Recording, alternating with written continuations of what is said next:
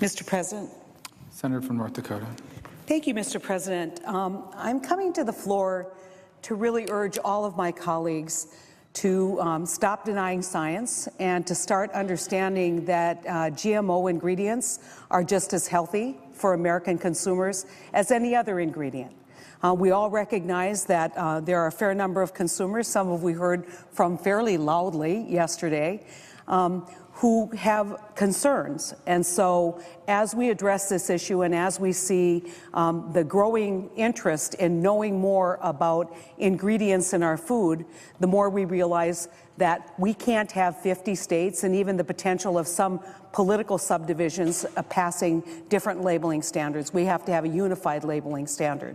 But I think I've been over the last couple months as we've debated this issue from the standpoint of a public health issue and not a consumer issue.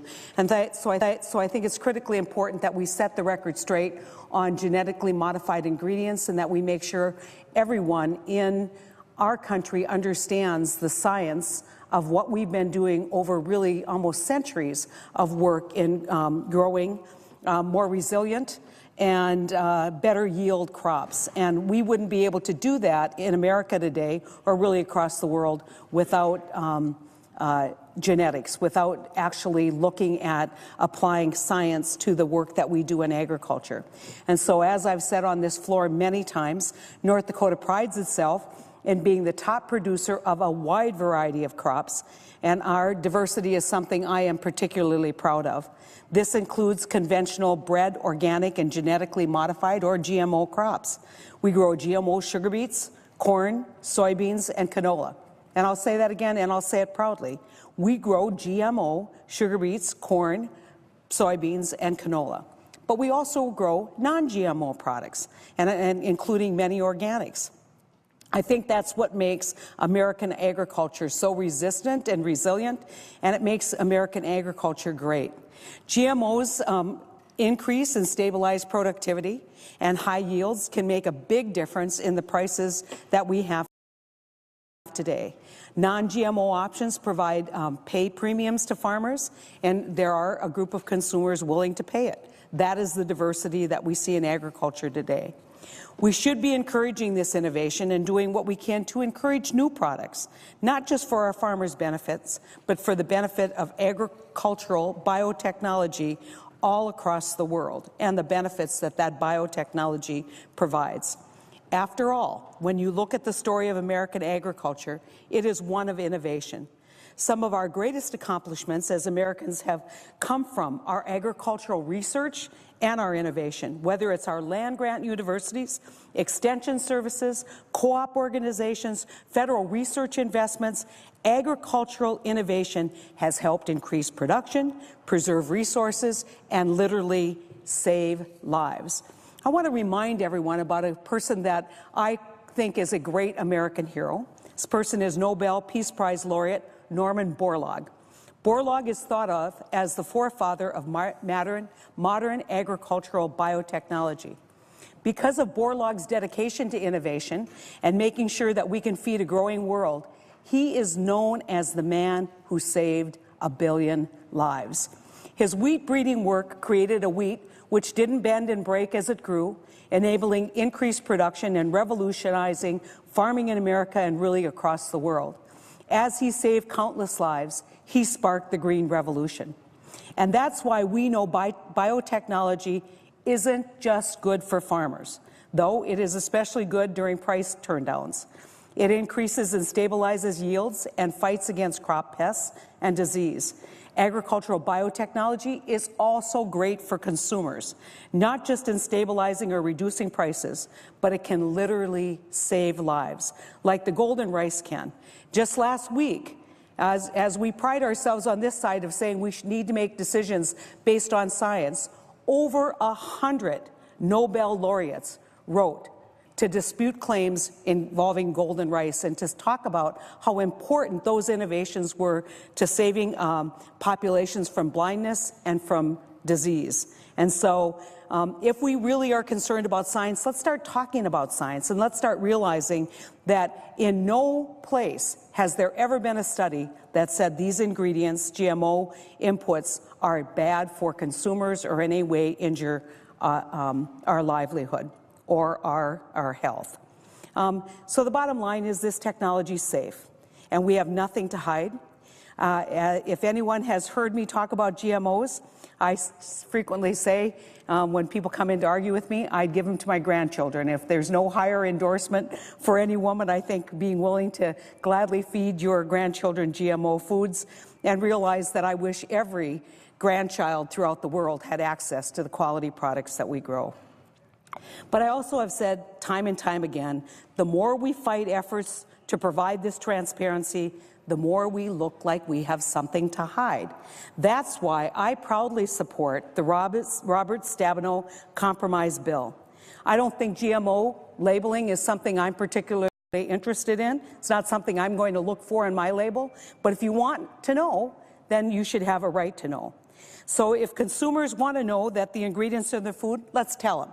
So let's tell the real story of the compromise bill and what that means for consumer information literally across the country. Today in America, there is just one piece of legislation, one state that requires GMO labeling on their package, and that's the state of Vermont. The other states that have enacted this will only implement their bill if 4 or more states actually also adopt the same kind of provision. So what it means is that for all of these other consumers who want to know what's in their ingredients, they're going to have to wait generations or maybe may never have access to that kind of information. The GMO label, if Senate passes bills, what consumers can know about their food and whether their food actually contains genetically modified ingredients, will be nationwide. And so instead of those very small group of consumers in Vermont knowing, the entire country will have access to that information. And for people to suggest that that access can't be provided using modern technology is just a fallacy. We all know that the information that we receive about our ingredients, really about our life, how many times have we turned to ourselves and said, I don't know the answer to that, Google it. It's become almost, kind of knee-jerk for us to get that instant information. This is an opportunity not only with this label and with this kind of packaging to know about genetically modified ingredients. There's a possibility if you want to know about antibiotics in your food, if you want to know about whether it's gluten-free, whether it contains some kind of peanut oil, all of that information can readily be provided to consumers. And if consumers don't have the ability to scan when they're in the grocery store, most places, especially major grocery store chains, will provide that access. And so we're expanding, in a way that really is unheard of, access to consumer information. And that's why I think all of the arguments that we've been hearing that we somehow are hiding something or that we're trying to keep this in the dark, what we're trying to say is if we're going to have a label, it should be a national label.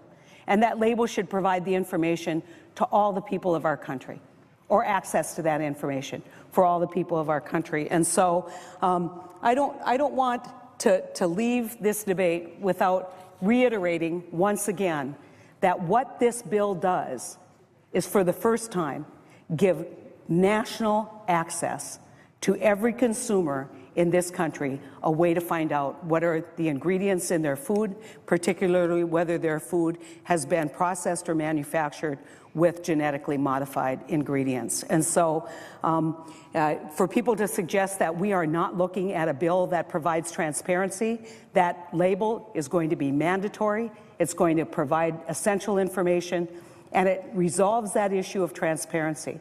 But at the bottom line, what we need to do in this country is we need to do a better job educating consumers about what genetically modified ingredients are, about why they're safe, why every agency, including 100 Nobel laureates, have told us we have nothing to fear from genetically modified ingredients. And we need to learn the lesson of Norman Borlaug, the lesson that through technology, through application of good science, we can, in fact, feed a very hungry world. And we ought not to hide from that. We ought to be proud of that. And so I know this debate is not yet over. I know that we will continue to have a debate, certainly among consumer groups, and I am more than willing to engage in that debate and defend what our farmers do, which is provide options to all consumers, whether it's genetically modified organisms, whether it is in fact organic or non-GMO. We're ready to provide that kind of input, but we have to educate on the science, why these products are completely safe. And I think that's really where we have failed. So I urge everyone to support the Stabenow-Roberts compromise. I think that it achieves that label and achieves that access, and it does this. It tells every consumer in the entire country that they will have access to this information instead of one small state of Vermont. Thank you, Madam President. I yield the floor.